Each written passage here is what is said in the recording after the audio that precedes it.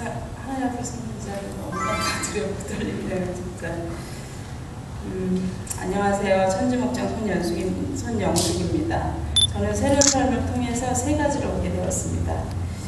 믿음의 확신과 또 견고한 진의 해결, 그리고 주님을 향한 순종의 자세입니다. 생명의 삶, 예수 영접, 침례, 확신의 삶을 통해서 구원, 하나님, 예수님, 또 크리스찬, 죄 많이 배우기도 하고, 또 크리스찬으로 살아보자, 처음부터 한번 다시 살아보자 다짐도 해보지만 여전히 어떻게 살아야 되는 건지 또다시 혼란스럽고 의심되고, 그렇다고 다시 되돌아갈 수도 없고, 왜냐면 이제는 복음을 알아버렸으니까요. 그렇다고 앞으로 나아가지도 못하고 아직도 습관처럼 몸에 배어버린 내 중심, 세상 중심의 삶에서 헤어나오지 못하고, 또 어쩔 줄 몰라 방황하다가 물에 빠진 사람 지푸라기라도 한번 잡자 하는 심정으로 새로운 삶을 시작하게 되었습니다. 정말 잘해보고 싶은데 목장과 교회를 떠나 생활 속으로 돌아가면 예전 생활 방식과 별 차이 없이 여전히 세상적인 일들로 가슴은 아프고 파도 나고 걱정은 밀려오고, 일주일에 이틀은 정말 예수 믿는 것 같이 살았습니다.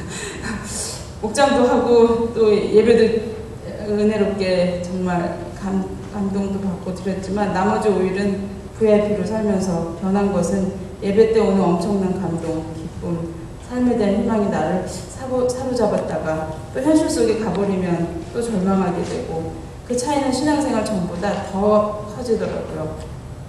주님 안에서의 삶과 현실 속에서의 삶에 대한 갭으로 신앙생활은 전보다 더 괴로워지더라고요. 생명의 삶, 확신의 삶, 예수 영접, 침례 모두 너무나 큰 감동과 기쁨으로 한 단계 한 단계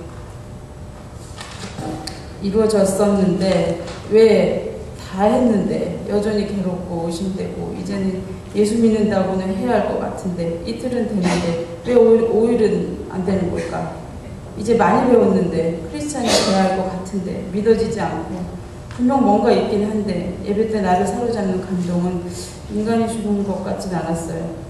누군가가 속삭이는 듯한 사랑의 감정. 내가 다 안다. 나 그때 너 옆에 있었어. 나도 아팠어. 사랑해. 너는 내 새끼야. 그러면 그냥 펑펑 울었죠.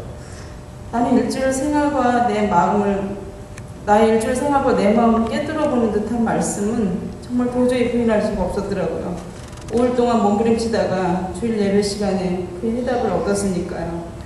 또한 사람들을 위해서 음식을 하루 종일 준비하고 누군가와 비즈니스 외에 대화로 시간을 보내는, 특히 사적인 이야기로 늦은 새벽까지 대화하고 있는 일들은 정말 불가능한 일일 정도로 싫어하고 미친 짓이었는데, 지금은 그걸 기쁨으로 하고 있으니 또 그날 하루는 분명히 내가 아닌 예수쟁이가 분명한데, 그래도 나머지 5일은 크리스찬과 넌 크리스찬으로 넘나들며 다시 생각하고 또 생각하고, 맞아, 나는 죄인이고 하나님이 나를 사랑하셔서 예수님을 보내셨어.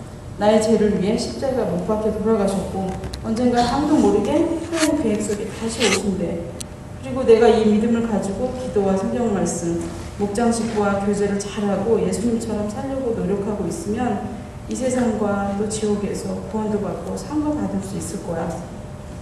복잡하게 엉켜 있을 때는 아주 심플하게 정리도 해보고 하나님께 다가가려고 온갖 노력을 해봅니다. 그러면서 끝없이 속삭이는 의심의 목소리와 나머지 5일도 크리스찬으로 살고 싶은 욕망은 내 안에서 치열한 전투처럼 이어집니다. 아마도 그것이 보이지 않는 영적인 싸움인 것 같습니다. 그런데 새로운 삶 공부가 하루하루 진행되면서 의심의 강을 저도 모르게 서서히 넘어오는 듯 하나님에 대한 의심이 사라지고 점점 그분의 사랑과 지배 아래 저도 그냥 들어가고 싶어지더라고요.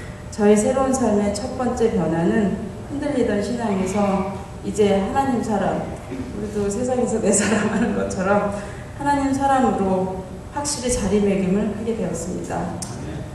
새로운 삶의 통화 두 번째 결실은 결코 해결될 것 같지 않은 견고한 진의 해결이었습니다.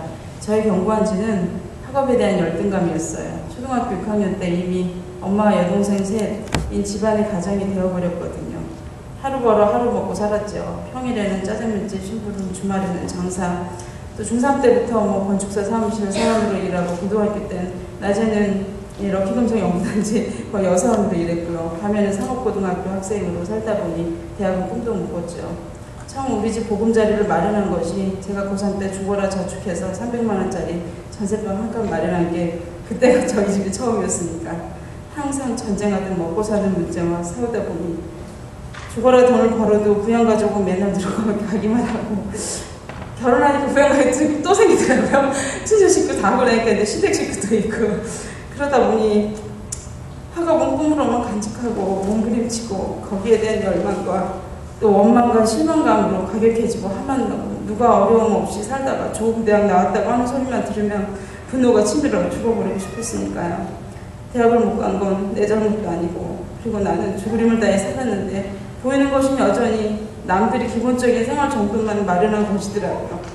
나도 집이 있고 하루하루 먹고 살고 누군가 돈을 벌고 뭐 이런 이제야 동생들 가정이 모두 독립을 하고 나도 내 가정을 갖게 됐죠. 그 학업에 대한 열등감은 마약처럼 나를 피폐하게 만들고 세상에 대한 원망으로 나를 찢어버리고 싶을 정도였으니까요.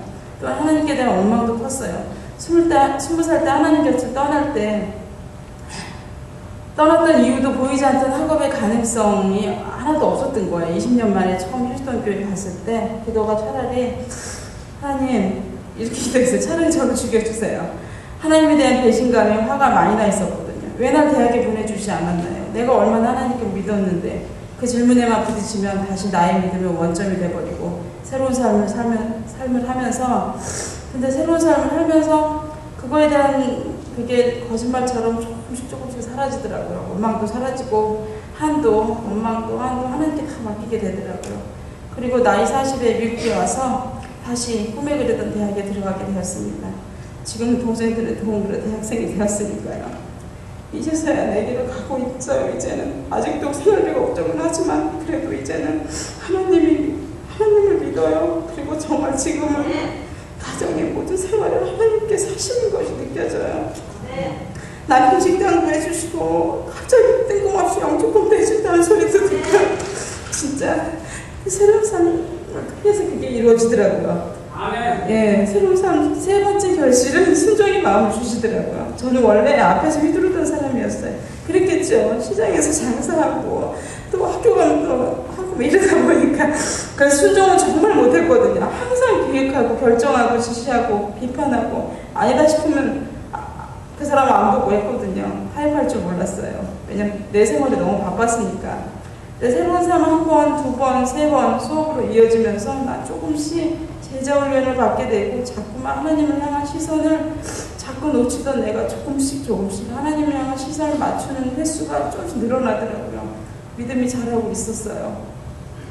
이제는 생활에 대한 두려움과 학업에 대한 두려움이 생기면 기도하게 되고 큐티하는 법도 배워서 말씀도 찾게 되고 목장 목녀님하고 또 목장 식구들과 교제도 하게 되고 사실은 사적인 교제를 해본 적이 없을 정도로 잘 안 했거든요.